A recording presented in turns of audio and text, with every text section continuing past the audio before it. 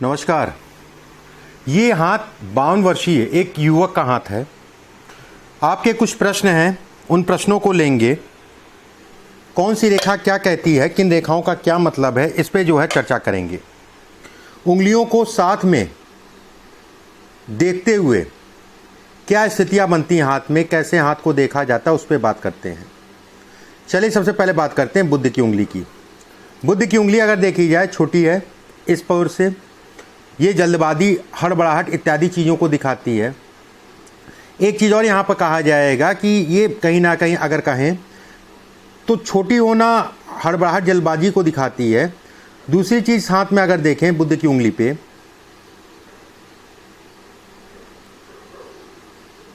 ये रेखा एक संकेत ये, और दूसरी रेखा ये जो मछली का साइन बन रहा है।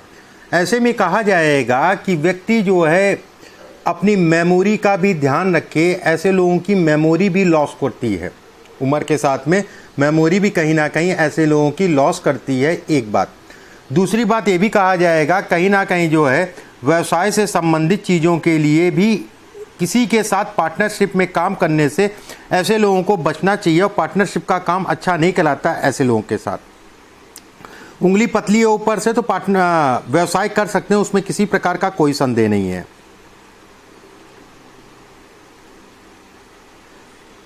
बुध की उंगली काफ़ी नीचे से निकली है। बुध की उंगली पे अगर देखा जाए, ये रेखाएं जो उत्पन्न हो रही हैं, ये इसको भी दिखाती है कहीं ना कहीं संतान को लेके व्यक्ति विचलित होता है, संतान के सुखों में कुछ कमी को दिखाती है बुध की उंगली। अब बात करते हैं सूर्य की उंगली। सूर्य की उंगली अगर देखें सीधी है, अच्छी है। सूर्य की उंगली अगर देखा जाए मान सम्मान प्रतिष्ठा इत्यादि चीज़ों को दिखाती है। सूर्य का हिस्सा अगर देखें, ये हिस्सा काफ़ी चौड़ा हो रहा है, काफ़ी बाहर से निकल रहा है। ऐसे में कहा जाएगा शुरुआती दौर में स्ट्रगल इत्यादि चीज़ों को दिखाती है। शुरुआती दौर में स्ट्रगल को दिखाती है। कहीं ना कहीं ये भी कहा जाता है यश में कमी, घर परिवार से यश में कमी इत्यादि चीज़ों को भी दिखाती है। भले व्यक्ति कितना भी करे लेकिन उस हिसाब से व्यक्ति को यश नहीं मिलता है। सूर्य के निचले पोर पे अगर देखें तो इस जगह से कुछ रेखाएं इस टाइप से निकल रही हैं, और सूर्य पे इस जगह से एक रेखा आ रही है इसके साथ में।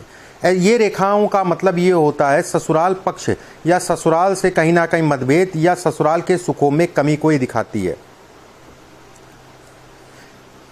शनि की बात कर लेते हैं।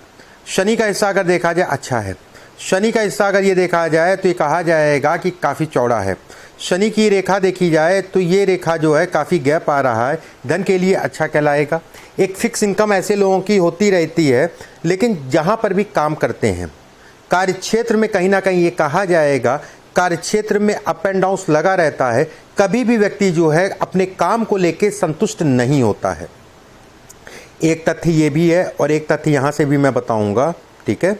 एक चीज़ का ध्यान रखिएगा कि कोई भी रेखा एक रेखा का मतलब होता है, लेकिन जब दो रेखाएं उस पर संकेत दे देती है तब ये कहा जाता है कि घटना ये इस तरीके की घटना आपके साथ होगी। गुरु की उंगली अगर देखें ऊपर से गोल है, ऊपर से गोल या पतला होना अच्छा संकेत होता है धन के लिए। कहीं ना कहीं ये कहा जाएगा व्यक्ति के पास धन आएगा और कहीं ना कहीं उसका यूज भी कर लेगा गुरु के हिस्से से। गुरु पे अगर ये देखें दाग, धन नहीं रुकने देगा। एक तरफ से ये धन दे रहा है, धन संचय की प्रवृत्ति दे रहा है इस जगह से, लेकिन दूसरी तरफ से कहीं ना कहीं इसके कारण व्यक्ति का धन निकलता रहेगा। गुरु का हिस्सा अगर देखें ये हिस्से काफ़ी छोटे हैं और उंगली भी काफ़ी छोटी आ रही है। हालांकि बहुत छोटी नहीं है, लेकिन ये संतान को लेके या परिवार को लेके असंतुष्टि को दिखाती है। गुरु के अगर क्षेत्र पे देखें तो एक रेखा काफ़ी लंबी है और स्पष्ट और साफ बन रही है, जो कि ये दिखाती है कि व्यक्ति का जो भी जीवन साथी होगा कहीं ना कहीं उसके सुखों को दिखाती है। जीवन साथी से संबंधित चीज़ों के जीवन साथी को लेके कहीं ना कहीं व्यक्ति सुख भी मिलेगा, और इसके कारण कुछ व्यक्ति दुखी भी होगा। इसके कारण व्यक्ति कुछ दुखी भी होगा, लेकिन इसके कारण कहीं ना कहीं बैलेंस हो रहा है, ऐसे समझ लीजिए। ये रेखा निकलती है जब भी तो ये दिखाती है व्यक्ति कहीं ना कहीं धार्मिक होगा, धर्म कर्म से संबंधित भावुकता इत्यादि चीज़ों को दिखाती है। इसका मतलब ये होता है ये रेखा क्रोध को दिखाती है, गुस्से को दिखाती है। व्यक्ति जो है सडन जो है हाइट पे पहुंचता है, फिर से जो है ज़मीन पे गिरता है, ये इसको भी इंगित करती है। यहाँ से एक रेखा देखी जाए तो गुरु पर्वत पे जा रही है, ये इंगित करती है कि व्यक्ति बेहद भाग्यशाली है। ये भाग्य को दिखाती है, भाग्य की प्रबलता को दिखाती है, उसमें किसी प्रकार का कोई संदेह नहीं। अब बात कर लेते हैं शनि के क्षेत्र की। शनि का क्षेत्र अगर देखा जाए, हृदय रेखा ये है। हृदय रेखा से अगर देखें तो एक रेखा ये निकल रही है, एक रेखा ये निकल रही है, एक रेखा अंदर जा रही है और एक रेखा जो है इसके ऊपर है।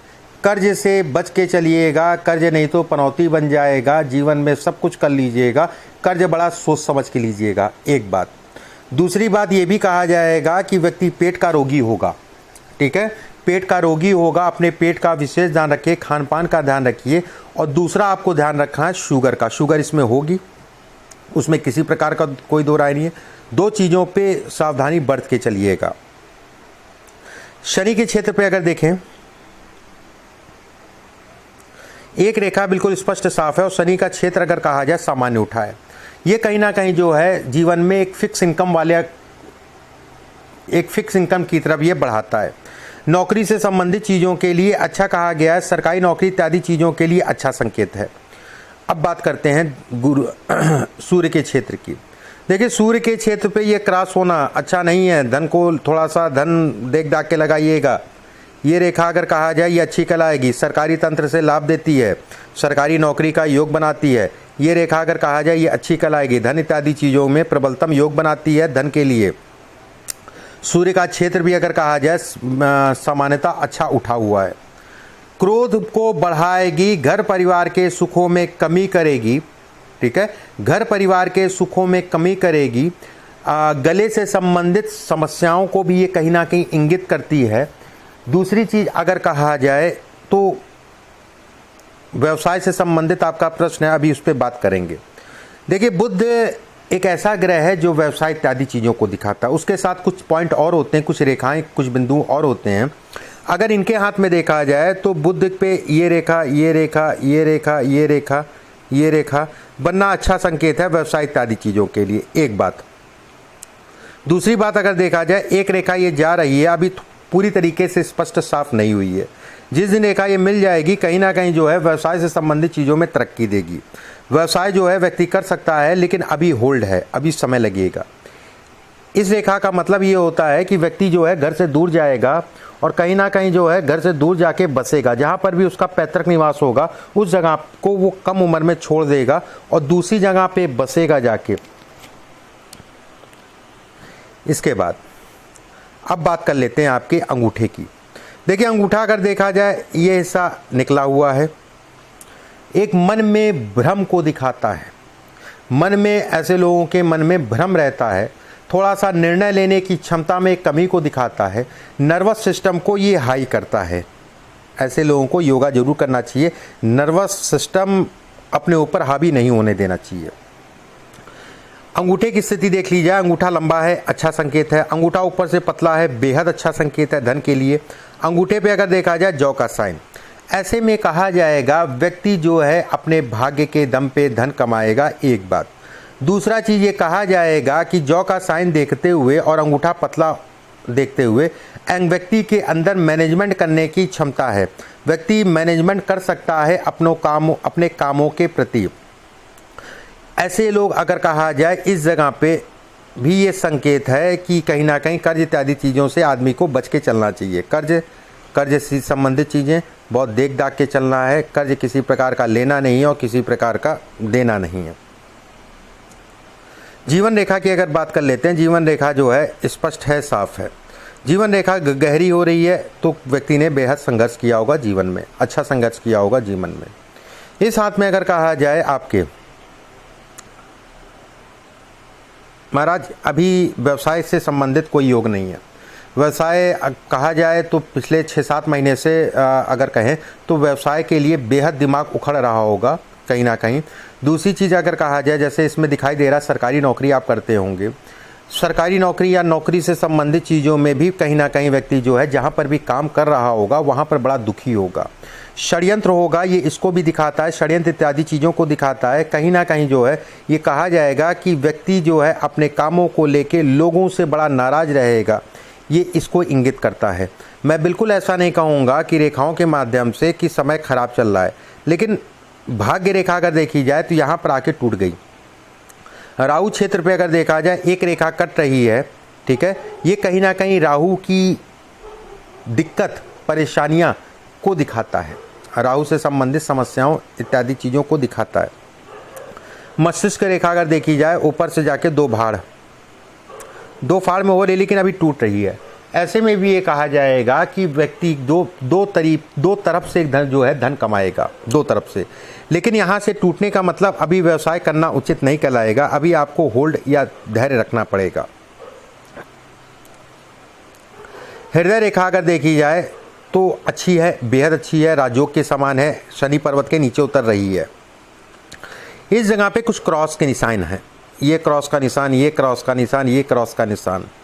कहीं ना कहीं ये कहा जाएगा व्यक्ति बड़ा भावुक होगा और भावुकता के कारण अपनी चीज़ों का नुकसान करेगा। भावुकता अच्छी है, होनी चाहिए आदमी के अंदर, लेकिन अति भावुकता अच्छी नहीं कहलाएगी। और खासकर व्यवसाय अगर करना चाहते हैं तो भावुकता अपनी आप को छोड़नी पड़ेगी। इस जगह पे मुझे तिल का निशान दिखाई दे रहा है, ये कहीं ना कहीं रोगों से संबंधित चीज़ों को दिखाता है।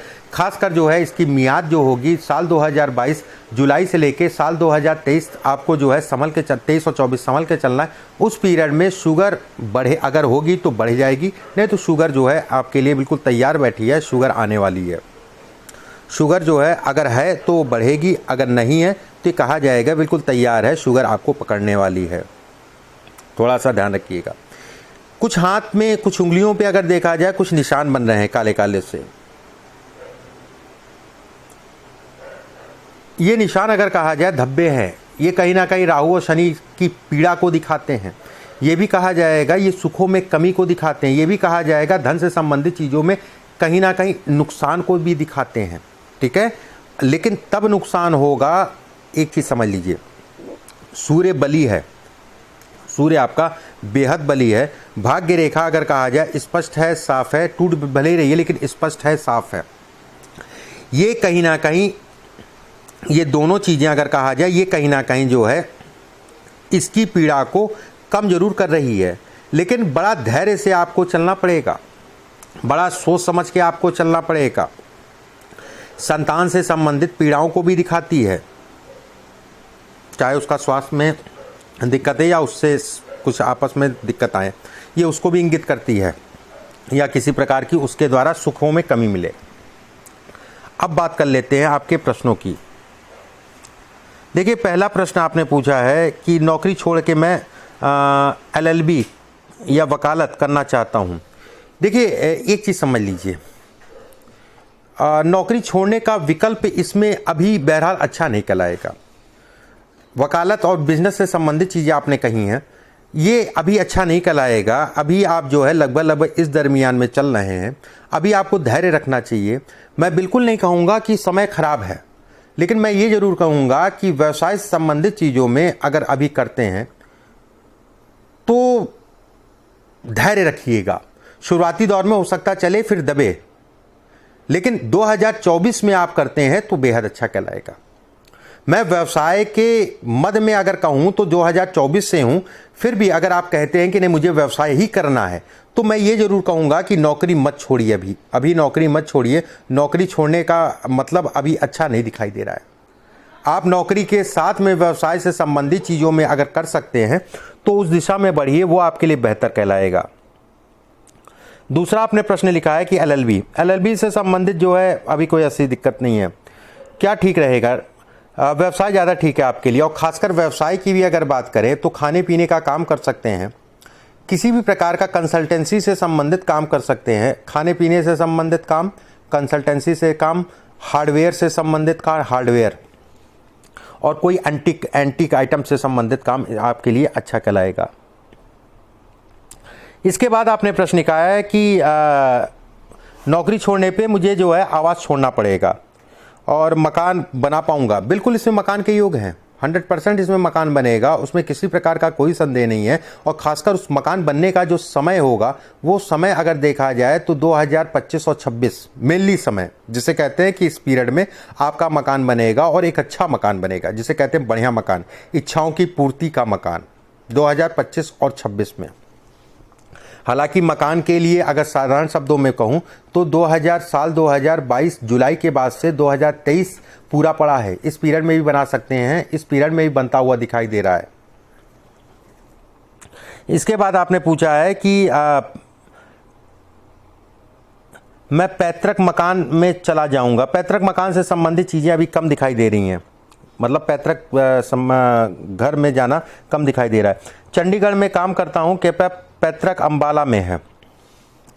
देखिए मैंने आपको बता दिया, ठीक है, इस रेखा का मतलब अच्छा कहलाता है। ये भी रेखा देखते रहिएगा, जिस दिन इससे मिल जाएगी उस दिन से आपका जो है काम तेज़ी से बढ़ेगा, जिसे कहते हैं तेज़ी से बढ़ना। काम ठीक है, कोई दिक्कत वाली बात नहीं है। ये ससुराल से संबंधित कुछ दिक्कतों को भी दिखाता है। कहीं ना कहीं ये भी कहा जाएगा कि ये रेखा और ये रेखा और ये रेखा, ये 3 रेखाओं का मतलब ये होता है कि कहीं ना कहीं व्यक्ति जो है अपने आप में अपमानित महसूस करेगा, अपने आप में अपमानित महसूस करेगा, कहीं ना कहीं जो है कुछ चीज़ों में पछतावा होगा। उसका पीरियड अगर कहा जाए साल 2023 का रहेगा, साल 2023। बाकी सामान्य शब्दों में अगर कहें तो ये रेखाएं आपकी जो है धन के लिए, कर्म के लिए अच्छी कहलाएगी। व्यवसाय से संबंधित चीज़ों में अच्छे योग देती है। व्यक्ति प्रॉपर्टी से संबंधित चीज़ों से भी धन कमाता है। इस हाथ में अगर देखा जाए ये रेखा अगर कहें तो ये सभी प्रकार के सुखों को दिखाती है, धन इत्यादि चीज़ों में प्रबलतम योग को बनाती है। हाथ में अगर कहें शुक्र क्षेत्र पे गाढ़ी रेखाएं ज़्यादा हैं, पतली रेखाएं कम हैं, ठीक है। ये गाढ़ी रेखाएं ज़्यादा, पतली रेखाएं मतलब हो गया कि ये बैठी हुई रेखाएं मतलब ये रेखा ये पतली हैं और ये खड़ी खड़ी रेखाएं गाढ़ी हैं। ये एक अच्छा संकेत है कि व्यक्ति समस्याओं में गिरेगा, लेकिन उसको जो है कहीं ना कहीं रास्ता मिल जाएगा। एक चीज़ का ध्यान रखिएगा, स्वास्थ्य का, और ख़ासकर उसका जो मियाद होगी वो उस समय पे होगी। कुछ ऐसी स्थितियां 2024 और 25 में बनेंगी जो ससुराल पक्ष को लेके जो है दुखद होंगी या तनावपूर्ण रहेंगी, स्वास्थ्य से संबंधित।